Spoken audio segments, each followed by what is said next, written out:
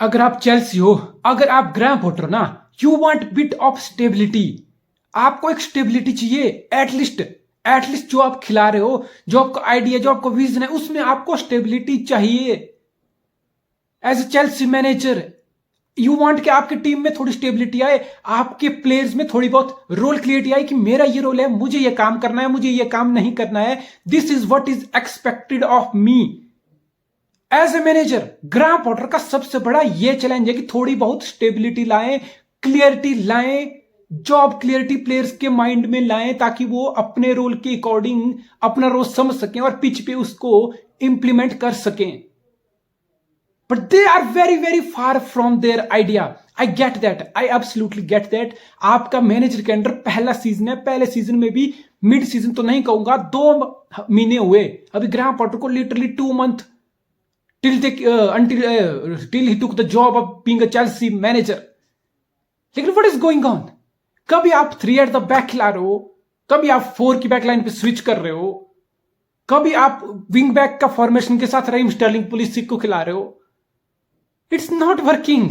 Come on Graham Potter, stop it, just fucking stop it.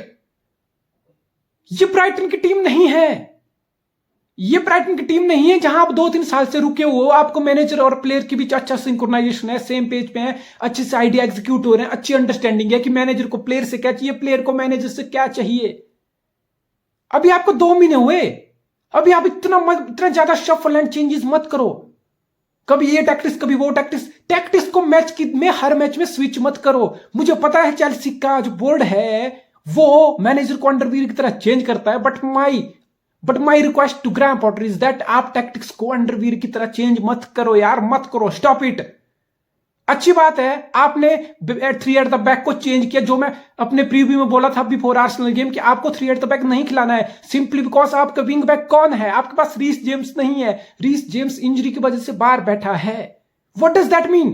Pulisic as right wing back, Sterling as left wing back, इससे ज्यादा disaster class कुछ नहीं हो सकती, इससे ज्यादा डिजास्टर, इससे ज्यादा आप अपनी फॉर्मेशन में चीजें खराब नहीं कर सकते हो।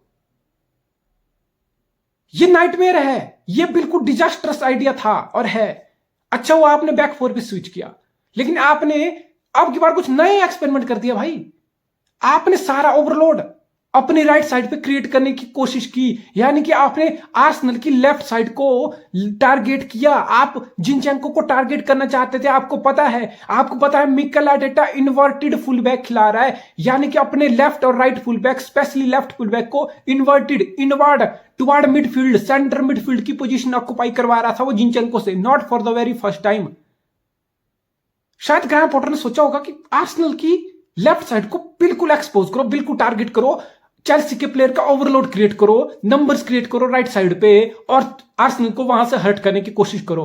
आइदर आर्सेनल को जिनचेंको को पीछे बैक 4 में लाना पड़ेगा, यानी कि सेंटर नहीं खिला पाएंगे। और सेंटर क्यों नहीं खिला पाएंगे? बिकॉज जाका जो होल्डिंग मिडफील्डर होता है पार्टी के साथ, वो ग्रैंड जाका इल्काय गुंडोगन वाला रोल परफॉर्म कर रहा है, यानी कि बॉक्स तक जा रहा है, यानी कि बॉक्स के अराउंड अपनी प्रेजेंस फील करा रहा है, एक पेनिट्रेशन क्रिएट कर रहा है, एक एक्स्ट्रा बॉडी बॉक्स के अराउंड क्रिएट कर रहा है। उससे पता क्या हो रहा है, जाका बॉक्स में खेल रहा है एडवांस रोल में, उससे पता क्या हो रहा है, उस पे लेफ्ट पे गैब्रियल मार्टिनेली को वाइडर ऑन द विंग रहने की फ्रीडम मिल रही है, because Martinelli wider on the wing रह सकता है, वो आपकी बैकलाइन को स्ट्रेच कर रहा है मार्टिनेली साइड में रह के, और एक्स्ट्रा प्रेजेंस बॉक्स में आपको जाका दे रहा है, यानी कि आप अपोनेंट को बहुत सारी दिक्कत दे रहे हो अगर आप आर्सेनल हो।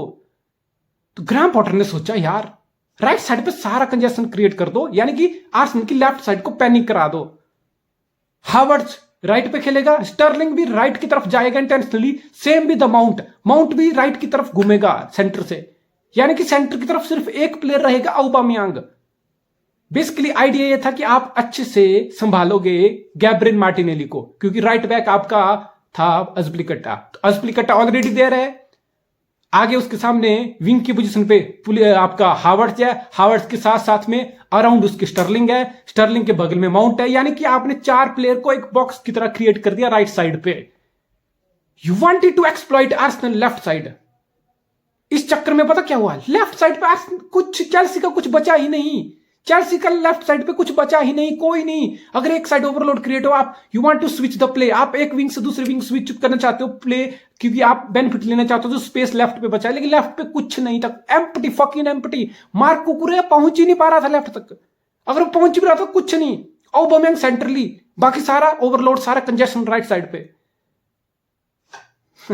क्या क्या फक ऑल मैथड है तुम्हारे, क्या फक ऑल मैथड है। मैंने मान लिया तुम राइट साइड पे ओवरलोड क्रिएट करके जिंजेंको को एक्सप्लॉइट करना चाहते थे, जो इनवार्ड खेल रहा है। आप जाका जो एडवांस रोल में है, उसका मिडफील्ड में आप ऑड नंबर करके आप एक बॉक्स की तरह बना के, स्क्वायर बॉक्स की तरह बना के आप डोमिनेट करना चाहते थे राइट साइड। आपका आइडिया बिल्कुल काम नहीं किया, और आपने 90 मिनट तक इसी आइडिया को लेके आप चलते रहे, कोशिश करते रहे, और अंत क्या हुआ? अंत ये हुआ कि चेल्सी ने एक ऐसी गेम खेली जहां पे चेल्सी कुछ कर ही नहीं पाया। On the break, on the transition Chelsea ने अपनी मूवमेंट्स दिखाई, फिर चेल्सी लॉन्ग बॉल मारने लगा, फिर चेल्सी जल्दी से बॉल मूव करने लगा, उसमें भी लेफ्ट साइड पे कुछ नहीं, fucking empty, isolation. Mark कुकुरेया, what a disgrace. मुझे पता है पहला सीजन है तुम्हारा चेल्सी के लिए, मुझे पता है पहले सीजन में किसी भी प्लेयर को जज नहीं करता हूं यार, आई डोंट डू दैट। मुझे पता है एक सीजन किसी भी प्लेयर को नए क्लब में टाइम लगता है, एडजस्ट लगता है, एक सीजन उसको देना चाहिए। लेकिन मैं ये भी नहीं बोल रहा कि मार्क कुकुरेया तो रॉबर्टो कार्लोस बन जा लेफ्ट साइड पे, कुछ डिसेंट तो खेल। 65 मिलियन, फकिंग 65 मिलियन पाउंड दिया है तेरे लिए चेल्सी ने, और भैंचो तुम्हारी performance 5 million pound, 5 million pound justify नहीं कर रही है तुम्हारी परफॉर्मेंस। इतना बड़ा डिफेंडिंग 1 वर्सेस 1, साका 1 वर्सेस 1 में तुम्हारी ले रहा है अच्छे से, 1 वर्सेस 1 में तुम्हें हेडेक दे रहा है साका। लेफ्ट फुट राइट फुट तुम्हें रॉन्ग फुटेड कर रहा है, इधर उधर घुमा रहा है, तुम्हें गंदे से एक्सपोज कर रहा है, और फिर तुम शर्ट खींच रहे हो, फॉल कर रहे हो। ऑफेंसिवली तुम्हें घंटे कुछ नहीं हो रहा, मिडफील्ड से ऊपर तुम जा ही नहीं पा रहे हो, जाओगे तो क्या करोगे? तुम्हारे पास कोई है ही नहीं, माउंट नहीं है, स्टर्लिंग राइट पे है हावर्ड्स के साथ, माउंट भी सेंटर से राइट की तरफ घुस रहा है। औबामेयांग क्या करेगा? ठीक है, लुकाकू को तुमने लोन कर दिया, थॉमस ट्यूकल की ईगो के जो भी मैचअप हुआ उसने लुकाकू को साइड कर दिया, थॉमस ट्यूकल खुद साइड हो गया। लेकिन चेल्सी का क्या हुआ? Chelsea are fucked up, they are literally fucked up at this stage. आप सिर्फ 2 पॉइंट बेटर हो after 13 Premier League game, you are just 2 point above Liverpool.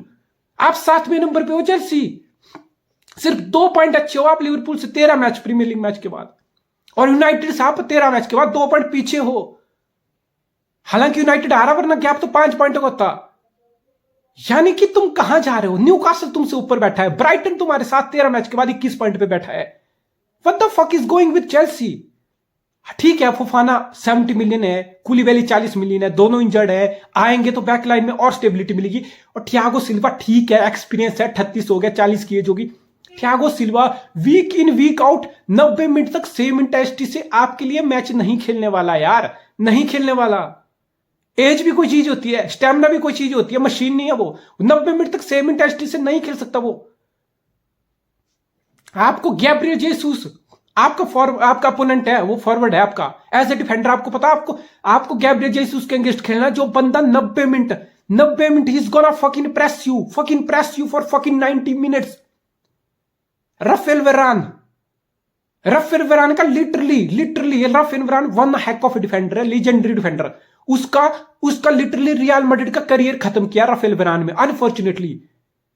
जो चैंपियन लीग में गंदा प्रेस करके डीप जस्ट करके गोल हुए ना, राफेल वेरान का एरर था वो। जेसूस ने राफेल वेरान का लिटरली रियल मैड्रिड का करियर खत्म किया। I am not joking, unfortunately ये हुआ है। इतनी हेट मिली ना उसके बाद राफेल वेरान को, इतनी बूज मिली, इतनी विसन मिली। राफेल वेरान ने खुद बोला कि ये रीजन था, मैं रियल मैड्रिड से एक्सटेंड नहीं करना चाहता था, मैं रियल मैड्रिड से बाहर निकलना चाहता था। World Cup winner, serial champion league winner, La Liga winner, हर एक ट्रॉफी फुटबॉल में जीत के दिखाई है राफेल वेरान ने 26 साल की उम्र में। उसको इतनी हेट मिली कि वो छोड़ के जाना पड़ा। और तुम थियागो सिल्वा 40 साल की उम्र में इतना ज्यादा बॉल को होल्ड करके रखना चाहते हो? तुम literally asking for the trouble. आज जेसूस बॉल छीन ले मेरे से, मेरा भैंचो खत्म करके जा, मेरा पिछवाड़ा मार के जा। शुक्र है सेव कर दिया तुम्हारे एडवर्ड मेंडी ने, लेकिन कॉर्नर हुआ, कॉर्नर से वंस अगेन थियागो सिल्वा। ऐसा लग रहा था थियागो सिल्वा चाह रहा था कि वो गेंद उसके साइड से निकल जाए। आई नो आप एक ऑकवर्ड पोजीशन पे होते हो, being a defender most of the time. आप नहीं चाहते हो कि आपकी बॉडी का कोई हिस्सा लग के ओन गोल डिफ्लेक्शन होके ओन गोल नेट के बीच चला जाए पीछे, आप नहीं चाहते हो, इसलिए आप some time you try to get out of the way. लेकिन मैं बात कर रहा हूं थियागो सिल्वा की 20 साल का प्लेइंग करियर, लीजेंडरी डिफेंडर, कहां गई वो डिफेंसिव अवेयरनेस, कहां गया वो एक्सपीरियंस? मैं जो फ्री किक आ रही है तुम जाने दे रहे हो उसको, मतलब क्या है, पीछे कोई हेडर लगा देगा, कुछ लगा देगा, वो सीधी डायरेक्ट फ्री किक अंदर चली गई। Absolutely shambles, absolutely shambles, this just can't go on. Aubameyang की वो शार्पनेस नहीं है। आर्सेनल को पागल कुत्ते नहीं काटा था, हाईएस्ट प्लेयर था उनका, उसको जाने दिया फ्री एजेंट। मिकेल आर्टेटा को कोई कुत्ते ने नहीं काटा था, उसने ऑबामेयांग को जाने दिया। एटीट्यूड बहुत बड़ी चीज होती है। आपका एटीट्यूड, आप किस डिसिप्लिन में रह रहे हो, आप वीक इन वीक आउट कैसे ट्रेन कर रहे हो, आप टीम का क्या एटमॉस्फेयर बना रहे हो, ये चीजें बहुत मैटर करती हैं। इन सब चीजों को देखते हुए ऑबामेयांग को लात मारी थी मिकेल आर्टेटा ने। मिकेल आर्टेटा ने एक एग्जांपल सेट किया था कि मुझे ऐसा प्लेयर नहीं चाहिए। होगा तो हमारा 350-100,000 के का, तू हमारा हाईएस्ट पेड या one of the highest paid player in the Premier League होगा, लेकिन तू डिसिप्लिन फॉलो नहीं करेगा, तू मेरी बात नहीं मानेगा, तू ड्रेसिंग रूम का माहौल खराब करेगा, तू ईगो दिखाएगा ना बेटा, तेरी जगह टीम से बाहर है। चेल्सी ने वही प्लेयर उठा लिया। बारसा की तो मजबूरी थी यार, मैं बारसा का मान सकता हूं। आपके पास एगुएरो था, एगुएरो का अनफॉर्चुनेटली इंजरी की वजह से करियर खत्म हुआ, आपको इमीडिएट स्ट्राइकर चाहिए था, आपको जुगाड़ चाहिए था, और बारसा ने से नहीं जुगाड़ 4 दिन रखा, वो बारसा लेवांडोव्स्की भी मूव ऑन कर गए, और तुम ऑबामेयांग पे होल्ड ऑन कर रहे हो। Being a Chelsea you are holding on to Aubameyang, जिसको आर्सेनल तक ने, बारसा तक ने साइड में कर दिया। ये तुम्हारी स्टेटमेंट है यार। तुम चेल्सी हो, तुम्हें टोड बॉयल ने खरीदा है, तुमने चैंपियन लीग विनिंग मैनेजर को सिर्फ 7 गेम में खराब हुई तो तुमने सैक कर दिया उसको। ये तुम्हारी एक तरफ, ये तुम्हारी स्टेटमेंट ऑफ इंटेंट है, दूसरी तरफ तुम साइन कर रहे हो ऑबामेयांग को। खत्म है भाई, एमएलएस में जा, दुबई में चला जा, कतर में चला जा, अच्छा खासा मोटे पैसे देंगे वो तुझे, कमाई कर, अपना पैसा बैंक बैलेंस बढ़ा, अपनी चिल लाइफ जी, फन के लिए एमएलएस में स्कोर कर। कहां फंस गया भाई? क्यों? प्रीमियर लीग अब तुम्हारा शार्पनेस नहीं है, नहीं दिख रही, ना वो हंगर दिख रहा, ना वो डिजायर दिख रहा, ना वो शार्पनेस दिख रही, ना वो मूवमेंट्स दिख रही। एक फ्रैक्शन ऑफ सेकंड का डिले या डिसीजन मेकिंग आपकी गेम को फकअप कर सकती है। प्रीमियर लीग जैसे, what you call it, high level football, high intensity football, it's Premier League bro, it's fucking Premier League. यहां पे आपको अपने पीक पे होना है, got be on your toes for fucking 90 minutes every fucking week, every fucking match day. तो ये बात तो चेल्सी को समझनी चाहिए थी भाई, ये बात चेल्सी को समझनी चाहिए थी कि ऑबामेयांग से नहीं होगा, हमने क्यों लिया? थियागो सिल्वा बहुत 2 साल खींच लिया तुमने, 2020 के 21 के सीजन में आया था, तीसरा साल लग गया थियागो सिल्वा का। कोई मतलब नहीं है, कोई मतलब नहीं है 4 एट द बैक खेलने में, जहां 2 फुल बैक है जो एडवांस रोल में जा सकते हैं, वहां पे आपका थियागो सिल्वा से खेलने का कोई मतलब नहीं है।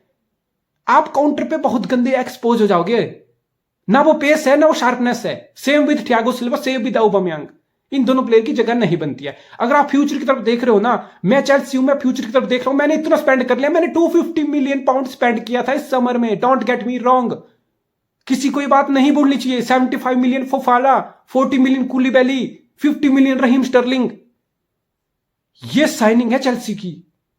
और रफीनिया के पीछे थे आप, कुंडे के पीछे थे, 100 मिलियन और उड़ाने के चक्कर में था आप, वो प्लेयर नहीं आने चाहे तुम्हारे पास, वो अलग बात है। यानी कि तुमने सबसे ज्यादा स्पेंड किया इस विंडो में, close to Manchester United spending, और तुम टॉप 6 से भी बाहर हो, 7वें नंबर पर बैठे हो। नहीं आने वाला टॉप 6 ऐसे चेल्सी, नहीं आने वाला। क्यों नहीं आने वाला मैं बताता हूं।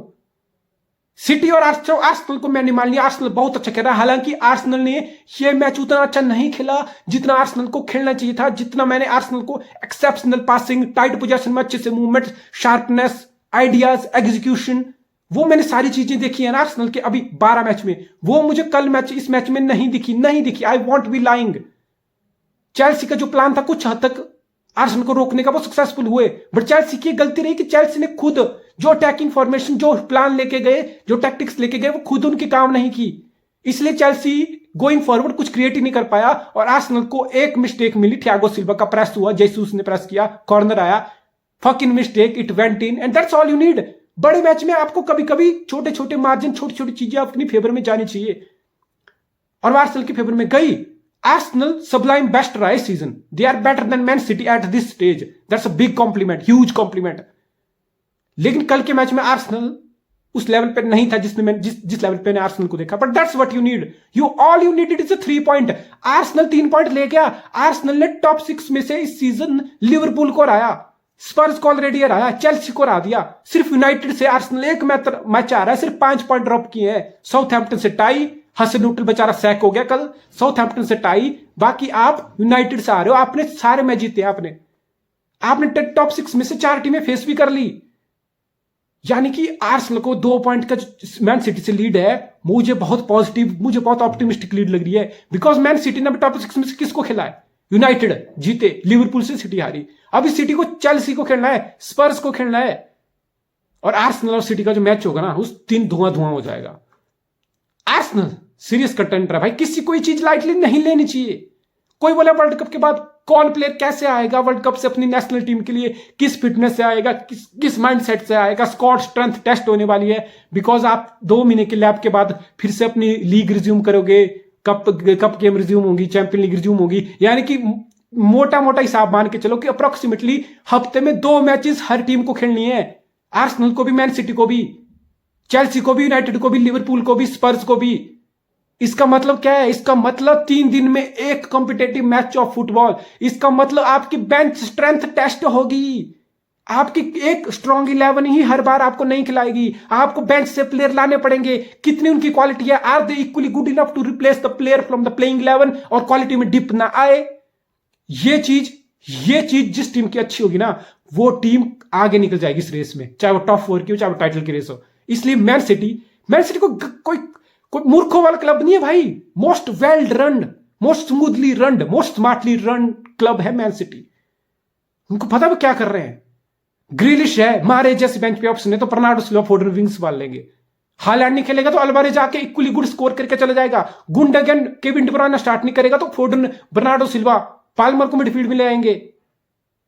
रॉड्री नहीं होगा तो केल्विन फिलिप्स को ला सकते हैं, is getting to his fitness. Cancelo नहीं होगा तो वॉकर खेलेगा, वॉकर नहीं होगा तो कोई और खेल लेगा लेफ्ट पे, एके खेल लेगा। डियास लेपोर्ट स्टार्ट नहीं करेंगे तो स्टोन्स, एकेंजी स्टार्ट कर लेंगे। यानी कि हर पोजीशन के लिए मैन सिटी के पास literally equally good enough player है जो बेंच से कैपेबल है रिप्लेस करने में स्टार्टिंग 11 के बंदे को।